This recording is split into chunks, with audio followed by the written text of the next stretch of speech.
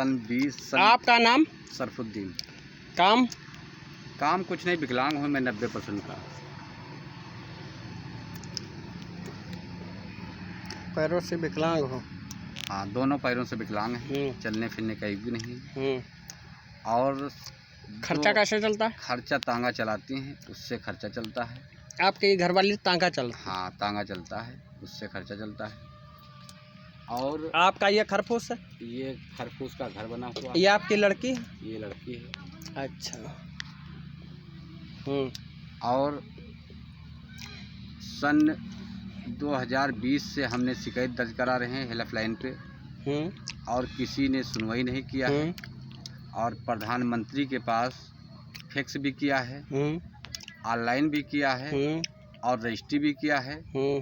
और योगी जी के पास चलकर गए थे, उन्होंने मिले नहीं, और वहाँ कागज़ अपने दे थे, लेकिन हमारी किसी ने सुनी नहीं।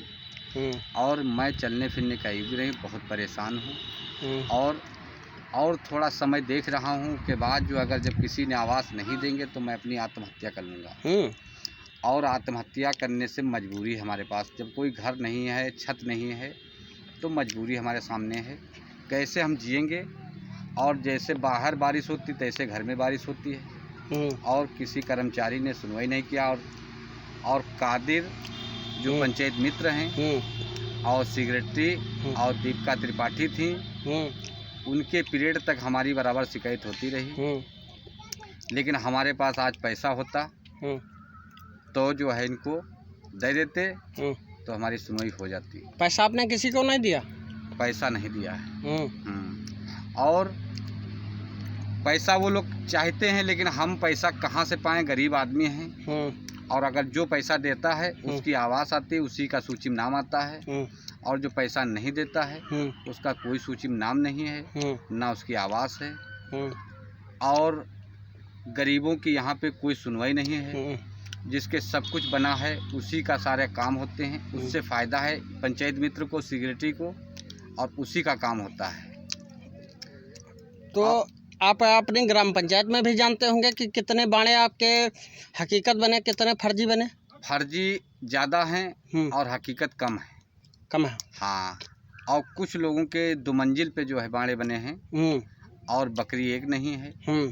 और उनसे जो पैसा देता है उन्हीं का सारे काम पंचायत मित्र कादिर करते हैं। यहाँ फूलभेड़ पंचायत मित्र हैं, फूलभेड़ के रहने वाले।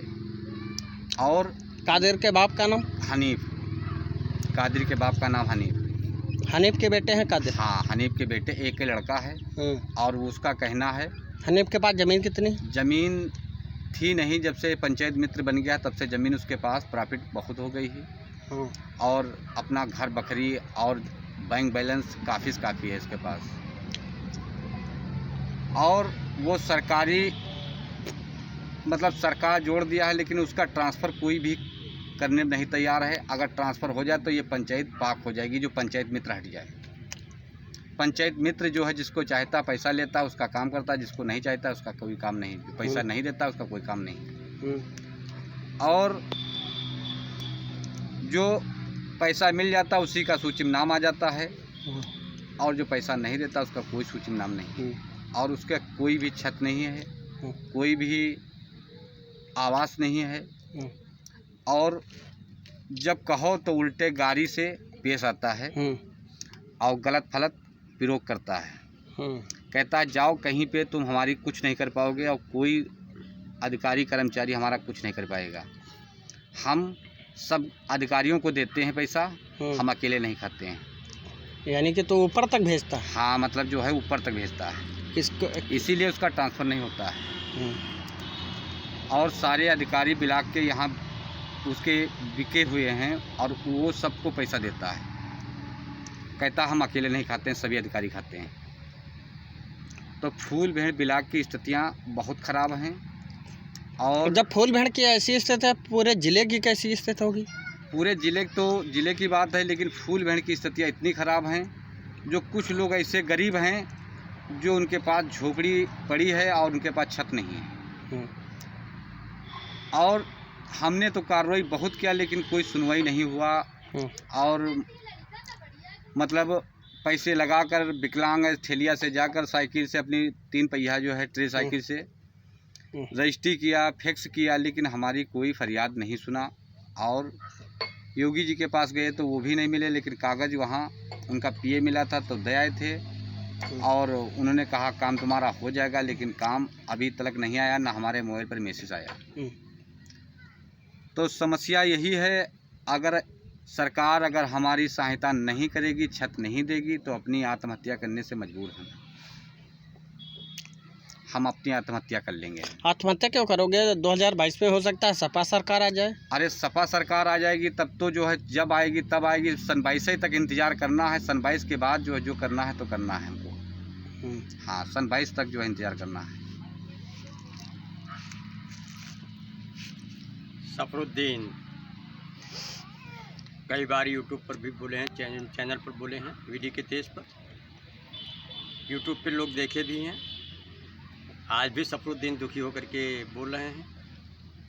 इनका मुख्य मुद्दा है आवास। भारत सरकार ग्रामीण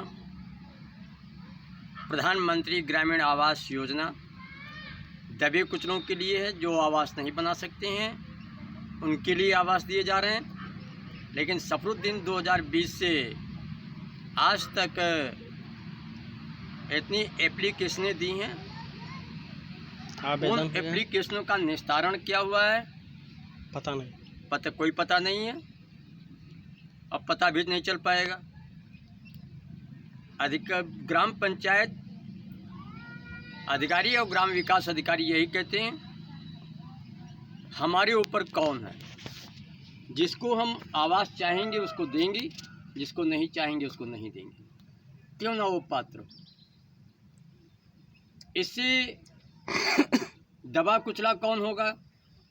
जिसके पास ना आवास है, एक कमरा भी नहीं है, आगे एक शौचालय बना हुआ है, एक इंडिया मार्क का हैंडपंप लगा है, बाकी चारों तरफ से छप्पर की वाल बाउंड्री है। कब किस समय कौन घुस जाए कोई पता नहीं है। इनके परिवार की भी सेफ्टी सुरक्षा इसमें नहीं है। सरकार से यही कहा जा रहा है कि सफरुद्दीन ऐसे दिव्यांग व्यक्ति कितने आवास विहीन हैं, दोनों पैर से, उनकी गणना कर ली जाए और सफरुद्दीन की गणना कर ली जाए दिव्यांगों में।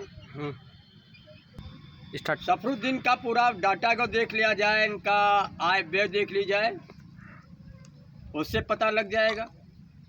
और जो वर्तमान अधिकारी और कर्मचारी हैं ग्राम पंचायत स्तर के, उनकी आय व्यय देख ली जाए। तो क्या सफरुद्दीन इतना गया गुजरा हो गया, विकलांग है, इसकी तरफ दिव्यांग है, इसकी तरफ कोई देखना तक नहीं चाहता? इसका परिवार कैसे, किस हालत में, किस नाजुक स्थिति में रह रहा है? यदि ये दिव्यांग ना होता, दोनों पैरों से दिव्यांग ना होता, तो कमा करके हो सकता था मकान अपना आवास बना लेता। इसकी पत्नी टांगा चलाती है, टांगे से क्या इनकम होगी वो इसकी पत्नी, इसके बच्चे और सफरुद्दीन भी जानते हैं, लोग भी जानते हैं। इसलिए वीडी के तेज का कहना है